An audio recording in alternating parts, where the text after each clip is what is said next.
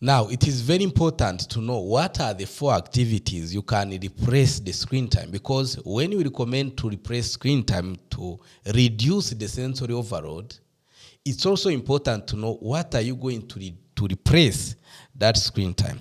The first activity you are going to do to replace screen time is read together every day. When you read picture books together with your child, this actually strengthens the neural networks in charge of understanding language. So you want your child to use language, you want your child to speak, to understand the language, you are going to need to read a lot. Read 1 hour, read 2 hours every day. It will depend on how long your child can sustain. The second activity I want you to start doing as you are replacing it with screen time is actually more play and be active. Here we are talking about learning, dancing, jumping. You need to increase these as much as possible, because if you are taking a screen away from your child, you need to replace it with something else, which is also going to contribute to his progress, because we say a moving nervous system is a growing and a regulated nervous system. The more your child move, the more your child play, the more it brings calm and regulation in his nervous system. Another thing you are going to do, create and explore together.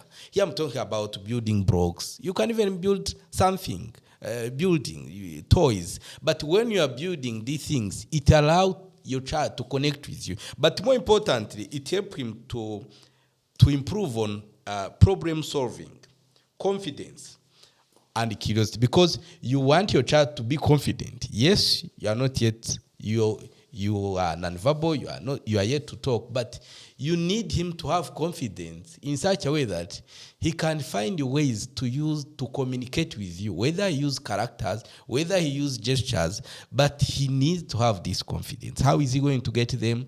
Through these things of building. Let's say you are building blocks, you are solving puzzles. So when you are doing these things with him and you are replacing them with screens, it helps to build the confidence in your child to use any character, to use anything to communicate in such a way that you know what he's talking about. The fourth thing I want you to try to replace it with screen is actually to connect and talk more. I always tell parents, you want your child to talk with him as much as possible. When you talk, that's where his understanding improves. That's why his emotional regulation also improves.